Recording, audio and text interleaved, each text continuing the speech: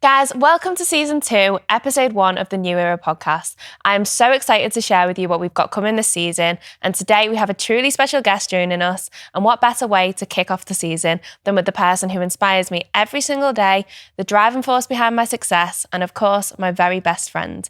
So to all those listening or watching, if you haven't already guessed, we're starting the season off today with my amazing dad. So sit back, drive on, whatever it is that you're doing, and let's get into it. Dad, thank you so much for joining me. Thank you for inviting me. I know. I've tried to get you here now for quite a while, but last week you had COVID. I'll let you off. And this week a broken arm.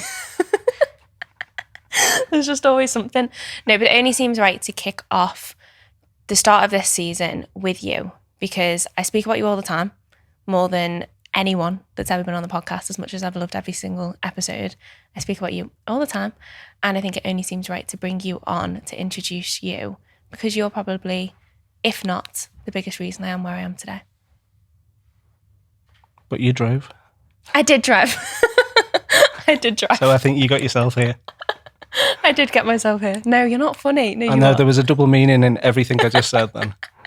Right, okay, no sarcasm. I drove, I picked you up, but you got me to where I am today in life as opposed to... And like I said, I gave you the direction, but you brought yourself here.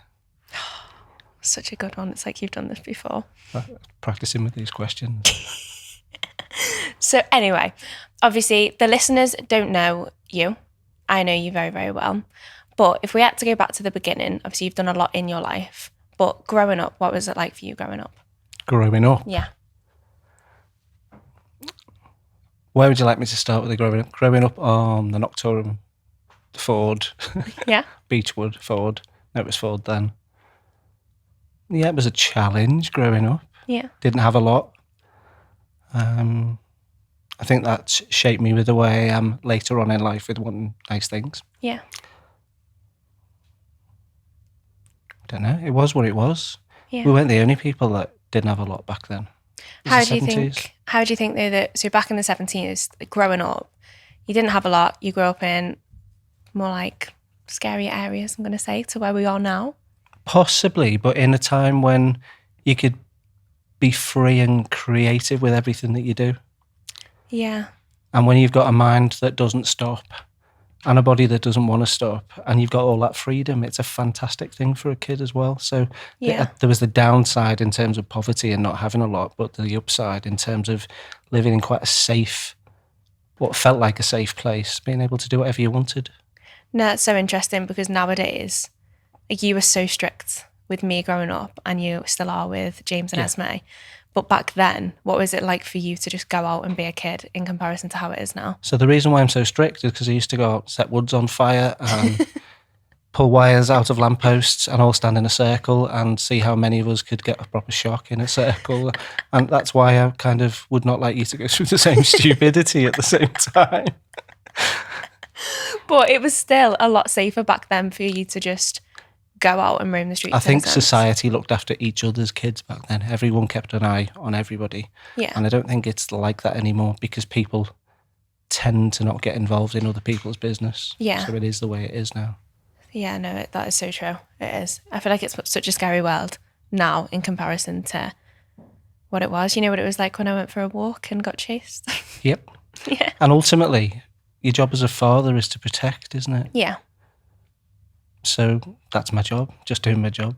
And that is what you've done our whole life pretty much, is protect us and lock us in. No, because I wouldn't say you overprotected.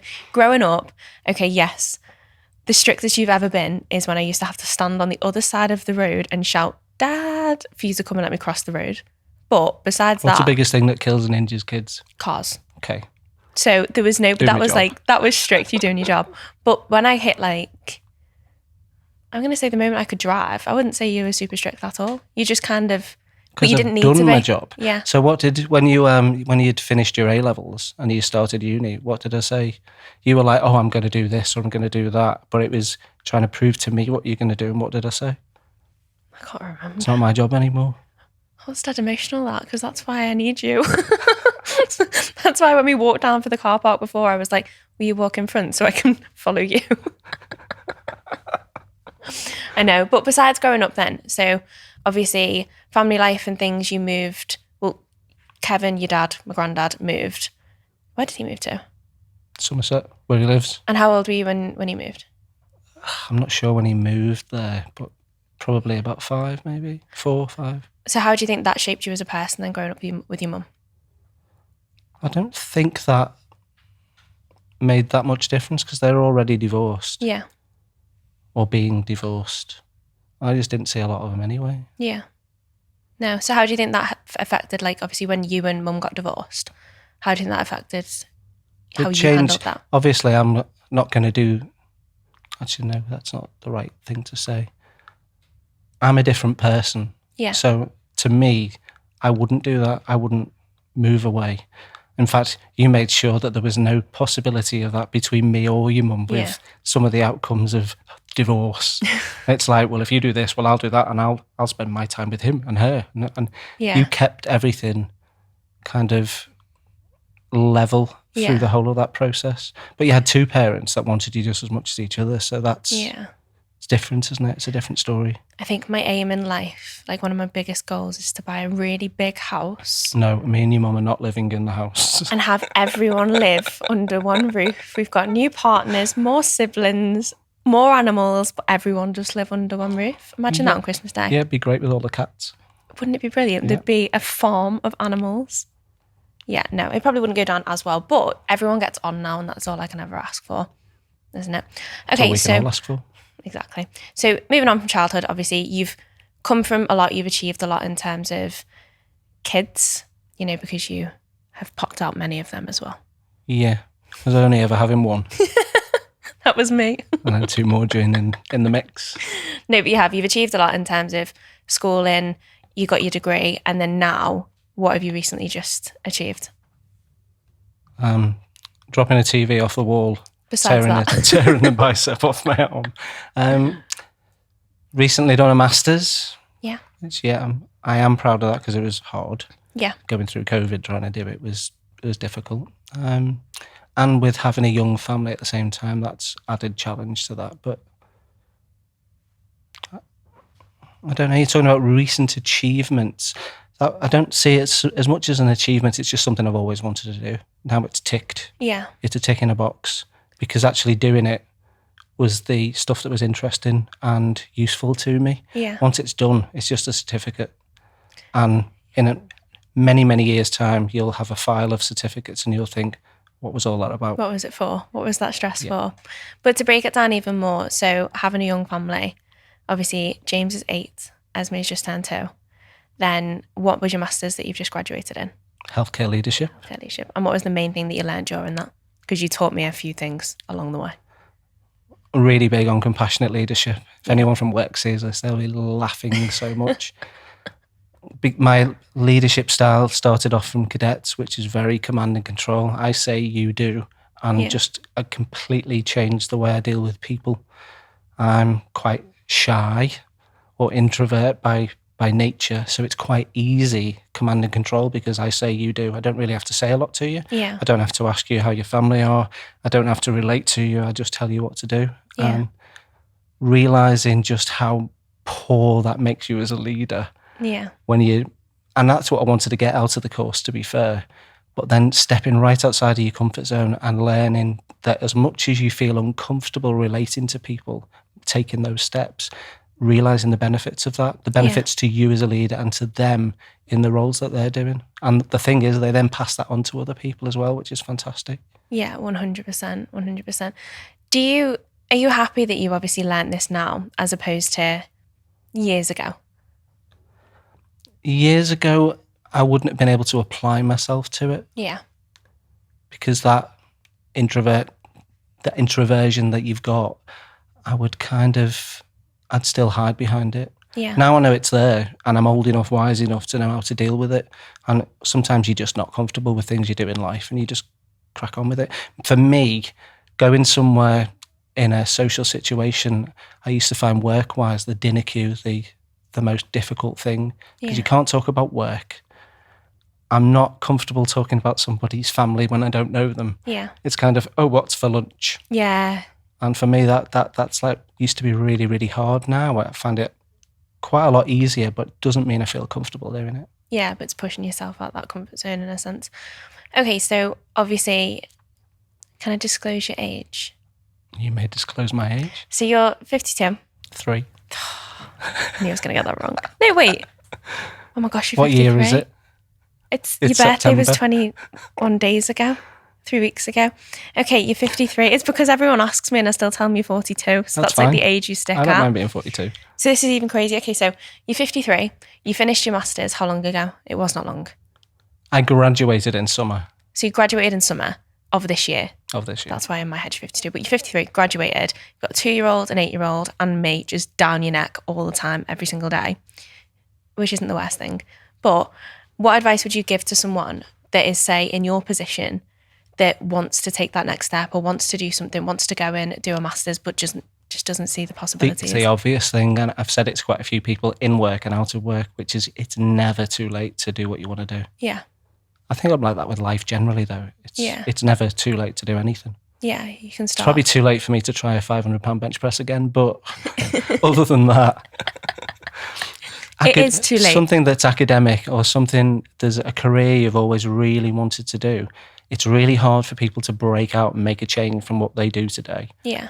And you should never be afraid of doing that and trying to do that. Yeah. No, I agree.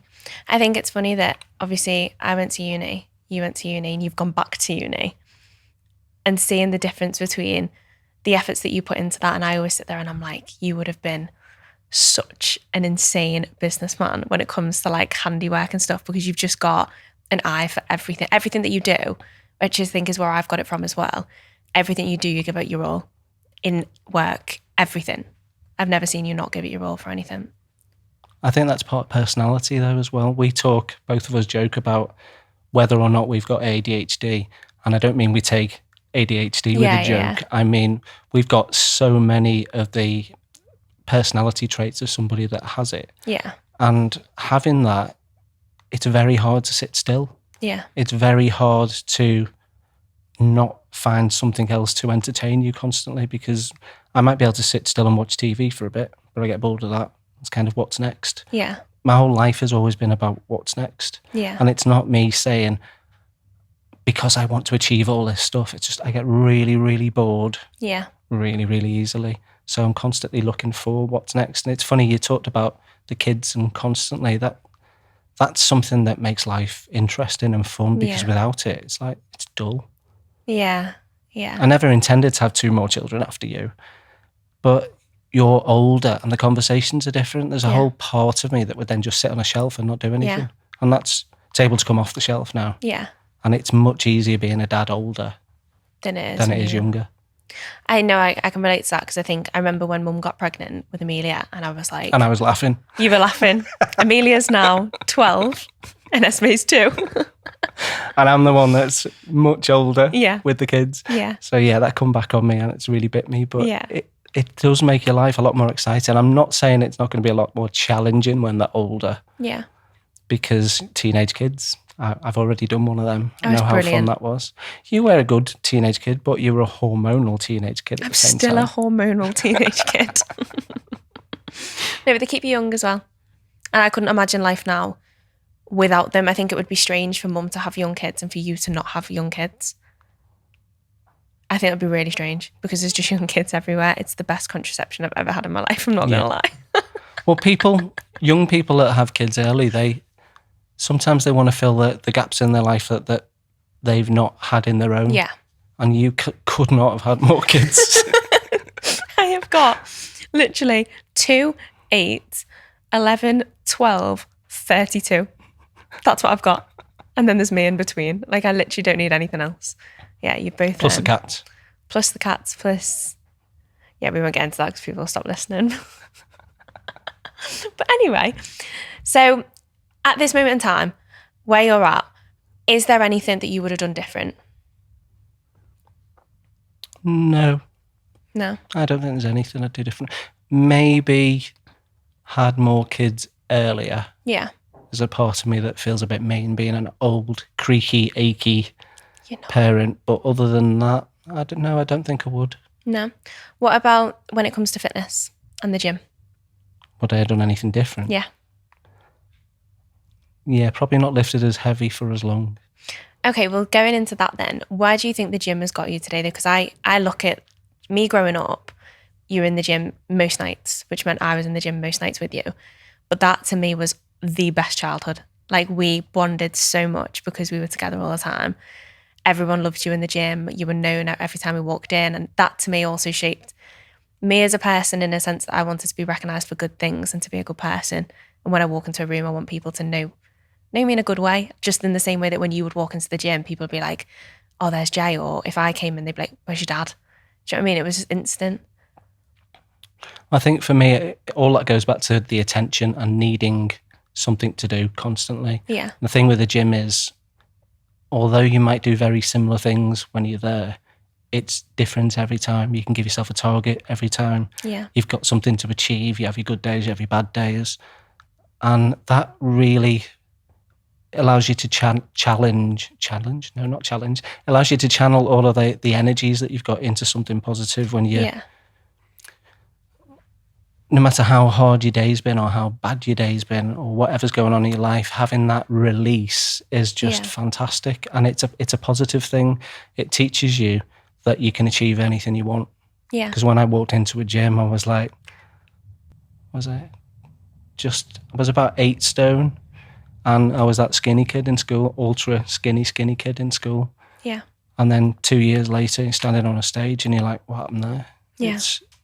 It's weird, but I think that teaches you that you can apply that to anything. Some people then convince themselves that, no, that's just the gym. Yeah. But it's not. It's anything in your life. We're really adaptable creatures. You've just got to decide what it is you want and then follow that passion. Yeah, no, I agree. Do you think that's what's helped you stay disciplined as well? Because you were so disciplined when you were training.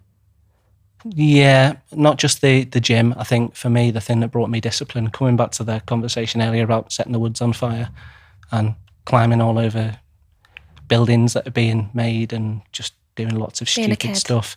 It's being a kid, but it's doing really, really silly things. I think the cadets started that. It gave me something to focus on. Because there's a rank, there's a structure there. You want to move up through them ranks, you want to achieve stuff. Yeah. You want to go to camps, you want to do shooting, you want to do flying, you want to do all that stuff. And I think that gave me things to focus on. And the gym was then kind of a progression from that. Yeah. Because whilst I was in cadets, I was still that skinny kid. And then, there's that thing in your life that you need to do something about. You don't like being bullied and told what to do by other people. You learn. I think cadets taught me that I can tell other people what to do. It sounds funny that it's not an ego thing. It's just when you are that skinny little kid, you tend to just follow, not lead. Yeah. And cadets showed me that anyone can lead. Do you think that's what rubbed off on me? Because I never went to cadets, and that's one thing. How hard did I try and get you into cadets? You tried so hard to get me into cadets. How hard did I try and get you to do Camp America? I'm still disappointed in you.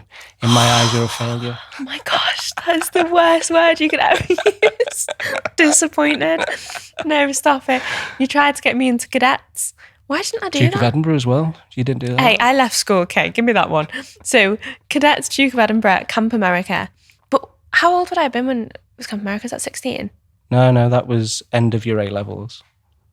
Oh, but that was going to uni? Before uni. That was. I had no excuses then. I'll be totally honest. I was drop shipping online. That was it. I didn't have gym law.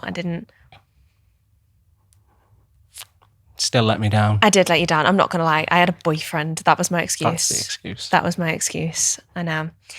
Okay, if I could do 3 things in life from now to make you the happiest person, no, maybe not 3 because that might be a lot, because I don't know what you're going to say. You might ask me to buy you a house. If I could do one thing in life to make you super happy, what would it be? Be happy. Oh, I am happy. There you go. Okay. No, okay. I will be happy. Okay, well, I want to know as well 3 things on your bucket list that you want to do in life. Things I still want to do. Yeah. It's a toughie, that. It can't involve any more kids. It doesn't involve any more kids. Absolutely doesn't. I don't know, travel more. Travel more. Give me a country. It's not about the country. It's more about... Because I'm the happiest person ever in my little camper van. Yeah. it's just about, it's that freedom. It's taking me all the way back to that childhood thing again. It's just waking up tomorrow and deciding what you're going to do that day. And I think, if I was to try and look at how I could reshape my life moving forward, it would be to do more of those things that give you that freedom. Yeah. So to travel more. Yeah. What else in terms of life itself besides traveling? Well, that is life, isn't it? I don't feel that I need any other things in my life. I always get the things that I need. Yeah. I always get them. I always end up with them. They just happen. Yeah. The material things that we all want lots and lots of, and need a new iPhone, need this. They're all things that just happen. Yeah. They're just part of life that just happens. They're not I think the older you get, you realise the more important things are coming back to family. Yeah. Family is everything. No, that's true. And material things, they don't bring you any sort of happiness. They do for a little bit. Yeah, but then it wears off. Yeah. You look at me and you're just so happy every single day. Which is true, isn't it? Because every day is different. And as your kids grow up, it's a different journey. You change, your journey of life just changes constantly. No, I agree. Do you think, if you look back to my childhood, where do you think I'd have been today? Do you think I'd have been here? Oh, didn't understand the question then. Yeah. Do you want me to go into my questions? You can do. I don't mind. Because it's funny, because you've said that, and the first question I was thinking of asking you is kind of right back when you were 14 and you were, I want a bikini company. Yeah. And you were buying bikinis from China, selling them. And then it was dresses, and then it was a bit of modelling, and it was modelling the dresses and the bikinis. And it's like, well, what else can we string together? I think from there, I already thought this is really weird, because this girl's grown up in a family with two parents that work for the NHS, very regimed work. We're project managers, we deliver stuff, we do it for other people, and we get paid, we have salaries. And there's this kid that's like, no, I'm fine, I'm just going to do this, I'm going to sell that. And you still do it now, you change your mind an awful lot and do lots of different businesses. You know, there's that entrepreneurship, which is fantastic, but it's kind of, where did it come from? Yeah. It didn't come from me, it didn't come from your mum. It's got to have come from social media, which is what you work in. Yeah.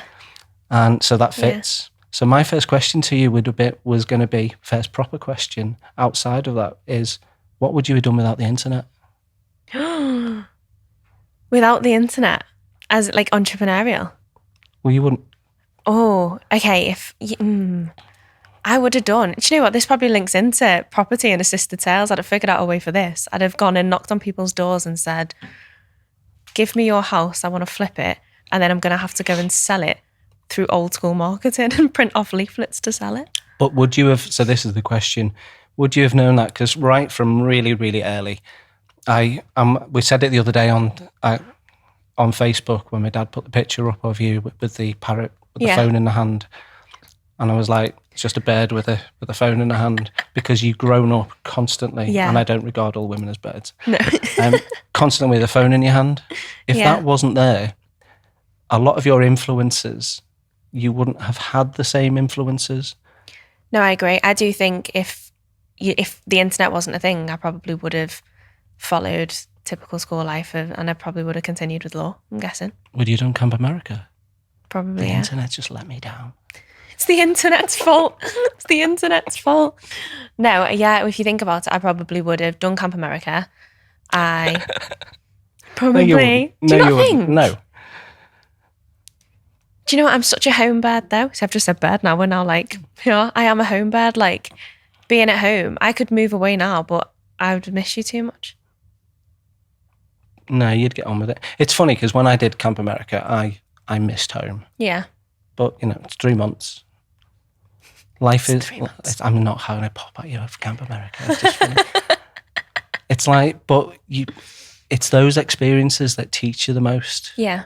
For me, that was like massive cultural learning, as well as being away from home, being in a different country. You've done all of those things. You've just done them in business. Yeah, I've done them different in a sense. I don't know where it came from. I don't people ask me all the time, like, were your mum and dad entrepreneurial? Like, who did you grow up around? I genuinely think it came from hunger, from going through a nightmare in school and being like, I don't want to let you down. Like, what do I do? And then that was just, if you think back to when I started selling dresses, I used to love buying bandage dresses, but they were so expensive and they were like £80 to £100 each one. And I was like, I'm not paying that. But I didn't go out anywhere either, so I don't know why I needed these dresses. As parents, we were really happy with that because it's kind of this kid that she just wants to get herself stuff. Yeah. How cool is that? I'll never forget going to Liverpool with you. We went into, I think it was Kurt Geiger or somewhere, and I bought them black heels. Do you remember? I didn't even need these heels, but I wanted like Boss shoes, and I was like a kid. And I remember buying them, and I've never worn them still to this day. I own them because they're too big. They're a size too big. They don't even fit me. As a parent, things like that are they're worrying when you're young because you've got a daughter that just wants to spend money. Yeah. And as a parent, you always focus on the negative because you worry, because it's my job to protect. Yeah. And it's like some of the things that you did from about the age of 16 right up and through uni, like who goes and buys a convertible to go to uni? That just doesn't happen. The amount of worry and stress that you put on your parents when you do stuff like that, it's like she's going to be completely skint. She's going to be bankrupt while she's still a student. And but you've always just, it's the same thing. It's the same thing I was saying before with me. If you see what you want, you just go and get it. Yeah. Difference is you've found a way of doing that without relying on other people. Yeah. I think that's a good thing and a bad thing though, because so I was in uni, got that car, and then obviously was paying rent as well. And I was like, don't worry about it. It's fine. I'll pay the bills. And then I made it happen. That was fine. But obviously recently when I got my Range Rover and then my engine broke, I was like, now I actually need to ask people for help because I need lifts of people. So yeah, but that was really hard to actually then come out and ask people for help. Like when you said to me the other day, oh, I'll come and pick you up if you want to come around for tea. And I was like, that means my dad now has to come out of his way and ruin his plans for tonight because he'd have to come and get me. So I think it's also got like... No, that's just your dad doing whatever it takes to get to see his daughter. I know, but in my head, I'm like, I'm asking for too much from people. Like even mum will say, oh my gosh, will you stop asking me for stuff now? It's only been a few weeks that I've needed a car for. Yeah, I don't know. Like, I think you taught me a lot though from growing up in school when I didn't think I was going to get my GCSEs because I went through hell in school. And you literally just locked me in a conservatory. Not literally, but like you did keep me in that conservatory and made me write science books every single day. I think that's what I said earlier around, as a parent, your job, I think my little world is that your child's school life is your responsibility. Mm. It's about transferring that responsibility into you so that you take it yourself. But it's my responsibility to get you there. And you just didn't want to take on the responsibility of science. I mean, science means nothing to you now. Yeah.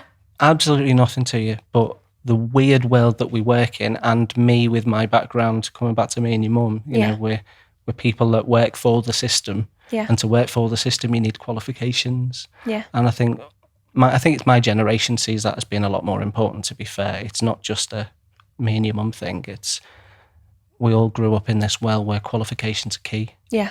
So it's like, well, you need science. You absolutely need science. So I'll never apologise for making you do all that science. No, I think you taught me discipline.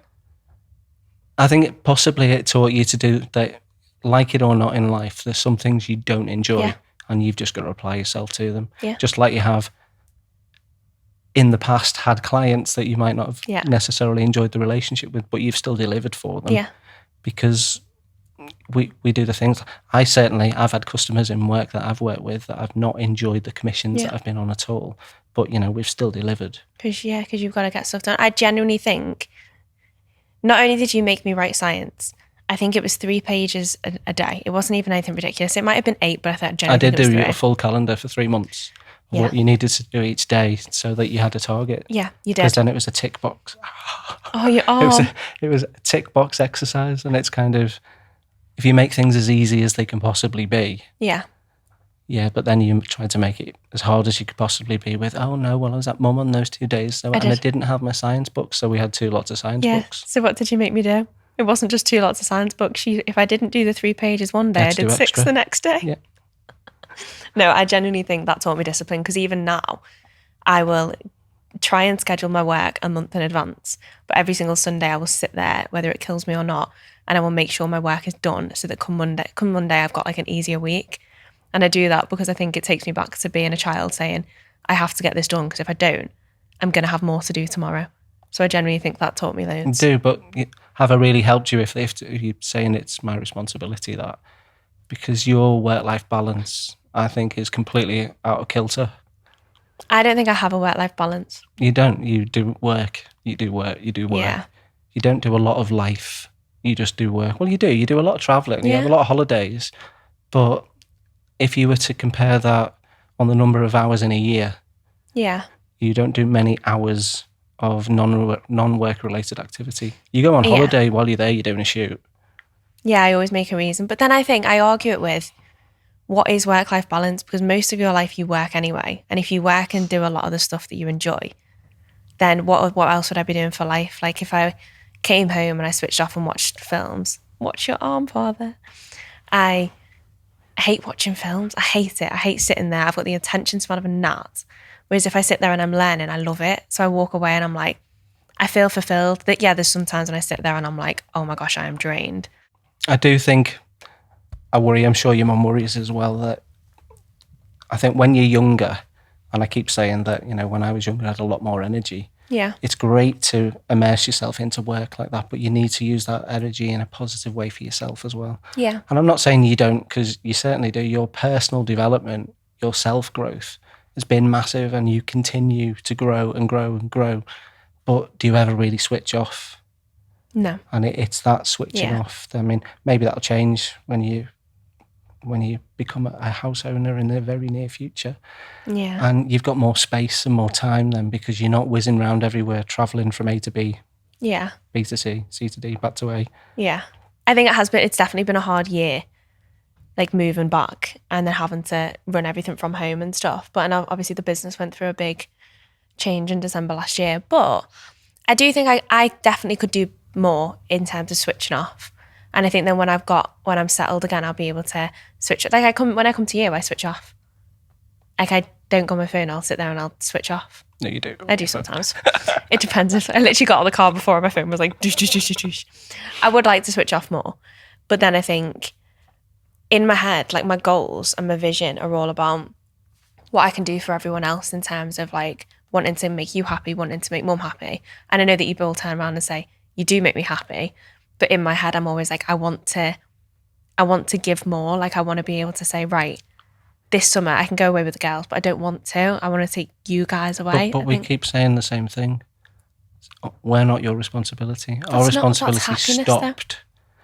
No, it is happiness. Yeah. You just doing what you want to do is life. That's nothing stays the same. Everything moves on. You need to move on. I'm not moving on from that. You're coming with me. No, not from your parents. You need to make life about you. Yeah. You've got nothing to prove to us anymore. Yeah. You prove it to yourself every day. It's true. I know. I think everyone has that weakness though, where they try and do, I don't know, I'm going to say that I do things for others because that's what I want to do. Like people will say, okay, well, what are your visions? What are your goals? And it's the same with like work. I'll go, oh, us, we, as opposed to I. Yeah. And I think that's because I'm still trying to figure out my next steps as well. Like I know I want to build these global companies. I want multi-million-pound companies. I want to do all these big things. But if you said to me, why do you want to do that? I think that is what I really need to figure out. Like, what is my main reason? At the moment, it's because I enjoy it and it makes me happy. And I like meeting new people along the way, networking with like insane people and being able to have stories to tell other than coming home and being like, oh, do you know what X has done at the weekend? Or like speaking about other people. It's more interesting. Maybe that's your Camp America, isn't it? Yes. You're doing the same thing in a very different way. Yeah. Yeah. Networking and stuff. I didn't think I was going to ever be able to do that though. Yeah. Do you not think you can argue though? Because you say you're an introvert. I say you're an introverted extrovert because I see you in the gym. But I completely understand that you were comfortable in the gym with them people. I'm an overcompensating introvert. That's the actual thing that I am. Overcompensating. I'm somebody that doesn't want to be perceived as being the introvert that he is anymore because he didn't really like that person. He doesn't like that part of his nature. Yeah. So he overcompensates. And people think that you're someone who's loud, boisterous, cheeky. Yeah. Yeah, there's quite a few words I could apply to that. Over the top, in your face. But beneath that is still the kind of 7-8 stone little kid Yeah. that, you know, brought up by mummy. Yeah. What would you say I am? You were definitely not an introvert. Do you not think? No, far from it. You can walk into a room full of people anywhere and really not care. Now, but have you seen the rash I get? Yeah. And that's that physiologically, your body's going to do things like that. For me, Yeah. I used to sweat in high stress situations like that with work. Yeah. Not like perspire from my head, bizarrely like booby sweat. And it's like, we can't control any of that. You're never going to control any of that. Just the more you do it, the more your body becomes accustomed to it. And then you stop. I don't know what's worse, sweating or looking like one big hive. Berry. Literally. I'd rather look like a berry. I look like I've been beat up. I remember going to an event in the NEC at Christmas, no, the EMC, walking in, and someone going, "Are you all right? I look like I've been beat up before I'd got there." And I was like, just my body telling me it doesn't want to be here. That's all. Go on. No, you've not given even me the slightest chance to ask you any questions. You mentioned it a couple of times, that the bullying in school, and I know how much of a big thing that was. You had 3 primary schools. Yeah. We won't go into that, the colour TV and the radio stuff. No, I think we should say that because that is a very good point. So yeah, coming away from the bullying, then I completely take it. I shoulder the blame for you having to leave one school. Well, no, your mum should shoulder the blame for you having to leave the school, but I'll shoulder the blame for creating the situation in the first place. Yeah. Was this the dinner lady one? Yeah, we paid for hot dinners. And you kept coming home every day saying they didn't give me any hot dinner. They only gave me a sandwich and it's cold dinner. And in that particular school, bread. They had 2 prices for lunch. There was the hot dinner and the cold dinner. And we were paying for the hot dinner. And what did I say to you? You said, go to the dinner lady and say, if you ordered a TV and you got a radio, would you be very happy? So I remember saying it. And they pulled me out of the line and they made me stand at the front of the room and apologise to every single dinner lady for the inconvenience that I caused in the line. And then I said, no, I'm not doing it, and kicked up a fuss, and then drama transpired. Then your mum got involved and sorted it all out. Yeah, she did sort it. Yeah. And we found a new school. Yeah. But you know what? That is a story that will never die. It was the funniest thing ever. And it is so true, though. If you're paying for something, you expect it. You should absolutely receive it. If I'm delivering a service, then I'm going to deliver the service. If you pay for social media management, I'm not just going to not log into your account. Do you know what I mean? I'm going to do the job. So that taught me discipline as well. Yes. Coming away from the humour, though, when you had quite a bit of racism, quite a bit of bullying in school. Yeah. And you look at how you are now, it's kind of life always has humps in the road. You just see the hump and you just get over it. Yeah. It's like, what's next? What's next? Constantly. Do you think you grew from that? Yeah, I do. I think that is, because if you look at the things I deal with now in work, one thing will go wrong, then something else. And everyone that I tell the story to around me, I've noticed when if I ring you stress more than I stress. Or I'll tell mum something and she'll stress more than I stress. And I'm like, hold on a second, I'm ringing just to talk to you about it, but you're all stressing now for me. And I'm thinking, inside, I'm not that stressed. But I think it's because I've dealt with so much where I just deal with it and go, well, I can either let it knock me or continue and fight through it. Because if I give up now, I'm stopping in hell. Who wants to stop in hell? Like, let's stop when it's going good. So I think, I just keep going, because otherwise there's going to be another thing. Something's going to go wrong today, but something is going to go wrong next week. But in the middle of that, it's trying to find the value in each day. I think what I found is back then in school, that knocked me big time, and I couldn't find the value in each day to the point it could have, I don't know, it was horrendous. Whereas now I just look for the value in each day. Yeah, I think you saw more than the value in each day, though, because you still got to your exams, you still passed your exams, still come out with a big smile on your face. No, that's true. That is true. I think because I didn't want to get defeated either. I remember thinking, these girls didn't want me to go to school. And the day that I didn't start to go to class anymore and I used to go and sit in that library, they were winning. And I remember thinking, they are not going to knock me down. Yes, they've knocked me down, but they are not going to ruin my life. And I think I've made it clear today that they didn't ruin my life. No. Would you thank them? I thank them for everything they did to me. I thank them for every bit of shit they gave me. Every time they made me cry. I thank them for the names they called me in the corridor because, yeah, it's nothing. Like it's funny because since leaving school, the same people that obviously bullied me and things, I've seen every single one of them since I've left school. And some of them try and speak to me now. Some of them try and smile at me. And I'm just like, do you know what? At the time, it's just girls jumping on the bandwagon. I think you get that in schools. It's like, someone will see someone that's vulnerable, trouble will go down and people just jump on the bandwagon because it's popular at the time. But then when you leave school, how many times do people leave? Like, look at the popular kid in high school. They leave high school, go to uni. They're now a no one. And they come to this life where they're like, wow, these expectations aren't set because I'm now starting again. I completely relate to that. From being that skinny bullied kid in school and then going to the gym and completely changing my appearance from top to bottom, including dyeing my hair blonde, but that's a whole different story.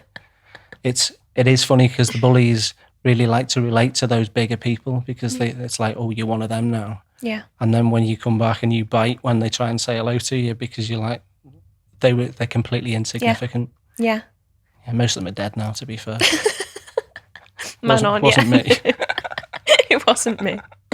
Well, this is the thing though, isn't it? I think I could have been petty all my life. Now I can't take negativity. Mum knows it. If she sits there and she's talking about something that's annoyed her in the day or someone that's like pissed her off that day, I sit there and I'm like, Mum, I just can't do it because I think because of school, I just can't embrace negativity anymore when it comes to speaking about other people. I just have to put my energy and channel it into something different. And I think that's what I learned in school was if I let this consume me, it will consume me because I have got an addictive personality where I'm like, I'll become addicted to that situation. Whereas if I can channel that energy into something else, I can become addicted to something else. I think you shoulder it. You've got a lot of empathy. That's why you like your cats so much. I love my cats. You shoulder, like if somebody's got a problem and they'll share it, then you shoulder it. And sometimes you have just got to give yourself a little bit of space. Yeah. You know where your capacity is for what you're taking on yourself with work. Yeah. So you don't need other things to just pile on top of that. 100%. And it's not always bad to be selfish because you've got to look after yourself. That's that work-life balancey bit that we were talking about before. I agree. My best memory with you growing up is going into school to pick my GCSEs up and thinking, oh my gosh, what is this going to be? Picking them up and seeing that I'd passed and being like, oh, I'll never forget walking out of that. That was like, we've still got that picture and it's just my best memory. Yeah. Photographs, keep memories there, keep them fresh, don't they? That was a great day. Mm. And not just a great day for so many reasons. It was like, don't need to go back to that school ever again. You passed anyway, in spite of everything that had gone on with that school and how much they hadn't really helped with the situation as they went. They tried, but they didn't help much. Yeah.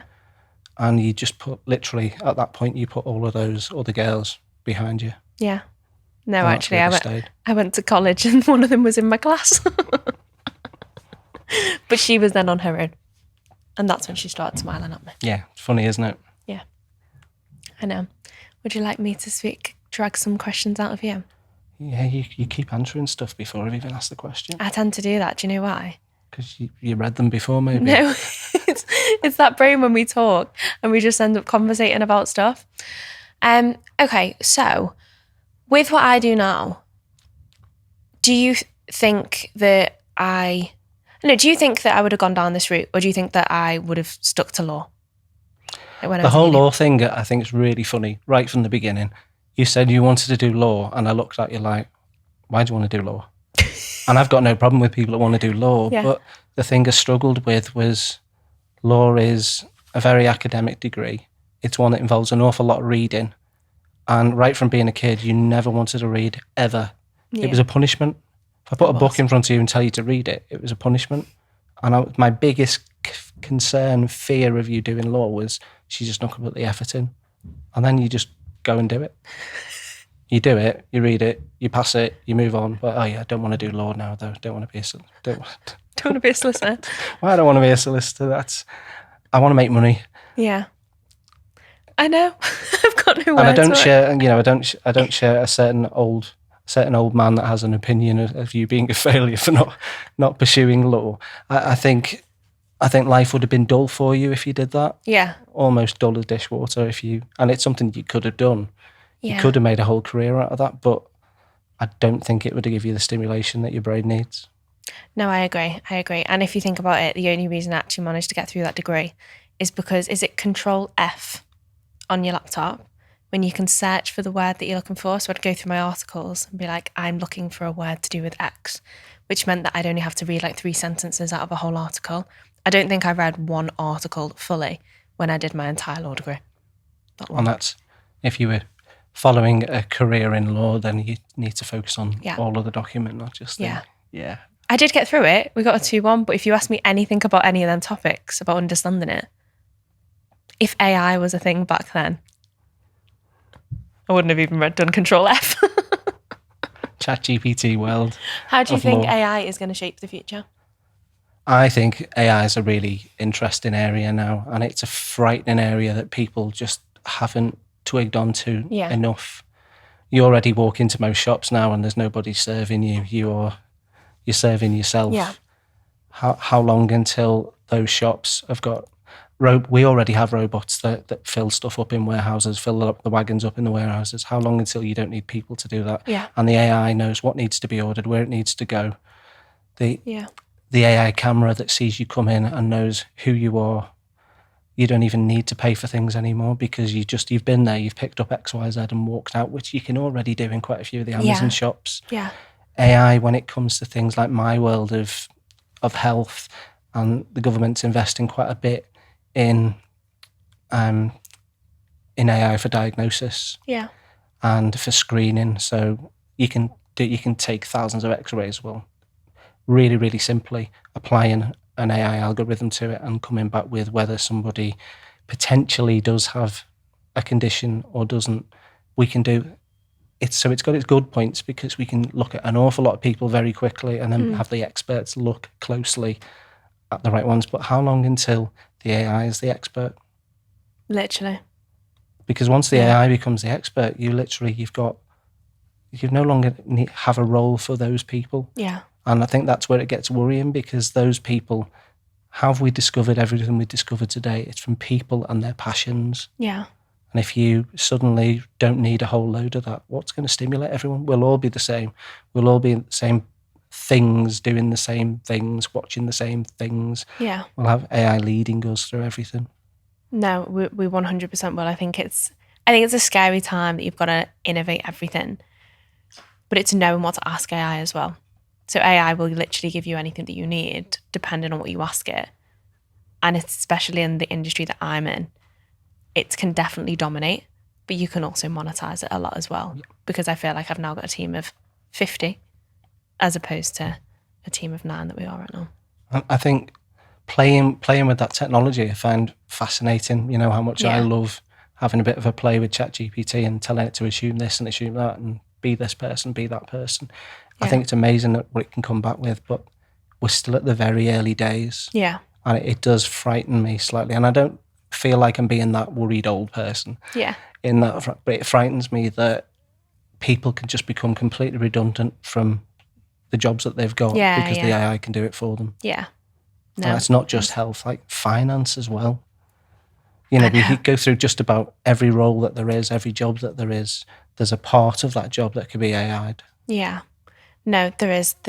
I feel like we could do an entire podcast on AI, but I don't want to end this podcast on a negative note of AI taking jobs, but I want to end it on a positive note of me and you. So 1, you're my best friend. 2, you're my dad. 3, I'm beyond grateful and lucky that's 2 points, isn't it? 3, 4, beyond grateful and lucky to have you as my dad growing up. Going forward, when is our next podcast? Because I want to do it in like a year's time when we can look back and go, you've grown a cake business and sold it. You've done a van and sold it. You've fixed your wall in your arm. Your leg's better. And we're taking over the world together. It sounds like a great idea, but I'm not going to sell that cake business. I think I'm going to stop doing the whole cake thing. No, we're going to introduce you. Everyone knows I do my intros at the very end of these because I always forget to do my intros. But for those that haven't clicked on, you are not a stalker. You are Creative Cakes by Jay on Instagram. It comments on my stuff. One of the things that entertains me in life is making cakes. Yeah. And you're very, very good at it as well. Yeah, we've all got skills that we don't know we've got until we find them. How old were you when you figured that skill? 47. Were you going to say 60? 6 years ago. Oh, 47. So 47. Okay, 6 years I didn't do ago. art in school because I'm not artistic at all. Okay, so one more piece of advice to people in your age category that are trying to find their feet or want to develop a new skill. Give them anything. Piece of advice for them is just never stop exploring and trying new stuff. Keep learning. Yeah, keep learning, keep doing something. You get so many people that, it's funny because we've just been talking here about doing DIY. You get so many people that think things are for other people to do. Yeah. I need this skill to do that. I need that skill to do that. To me, the only skill I'd ever have coming into my house is someone to do plastering because I just couldn't be bothered trying to learn how to do it. But anything else, you can read about it, learn about it, become it. Whatever you want to do in life, the more you explore, the more fun you'll get out of the life that you live because it doesn't last forever. You've got to make the most of it while you're here. You do, because I've got to take you to hospital after this. Fix my arm, please. I've literally got to take you to hospital after this. One more piece of advice from me. For you, I don't think it's my job to give you any advice. It's funny because I'm asking you my many questions that I haven't really got to ask you today. So you're 25. You've achieved an awful lot already. Of what you've achieved so far, what are you most proud of? Making you happy. No, because you're not my responsibility anymore. That was not a question for you to answer. That was my question. What are you proud of what you have done? Oh, no. That's easy. I'm proud of what you've achieved. But to me, that's just an easy thing. It's just underlined. What are you proud of? I'm proud of... Do you know what? No, there is getting my engine fixed under warranty. Yeah, okay. I was proud of that. I'm proud of building the businesses that I have with no plan. And I'm proud of just figuring it out. I'm proud of myself for figuring it out in terms of how to run the business, how to find the right staff, which it's taken me a while to get the right staff, but here we are, Phoebe, Amaya, Billy, everyone. No, I'm genuinely, if you ask me what I'm proud of making you happy and mum happy. But what's next? How long have we You've got? done plenty of these podcasts, but what's next? What's next in the next 2 years for you? For me? Yeah. I want to take over the world, Dad. No. Give me 3 things that you want to achieve in the next. Okay. I want to build my property portfolio. I want to grow Gymlaw and scale it to sell it. And then I want to grow Aventus into a New Era Accelerator group. Build it, but then look to acquire new businesses as well. Clear as it always is. There's not a clear plan, but I know that I want to do as much as I can now. I want to test everything as well. I just want experience in everything so I can see what I genuinely love to do. And right now I love to grow businesses. I love to network with people. I was speaking to someone yesterday that was like, oh, I've just done a £48 million care home deal. I was like, where can I buy a care home? But then I thought, I can't ring my dad and say, I'm going to acquire a care home, because he'll go, what? But yeah. But on that note, I love you so much. And More. Never. And thank you for joining me today. My pleasure. Let's go to hospital. Yes, let's go to hospital.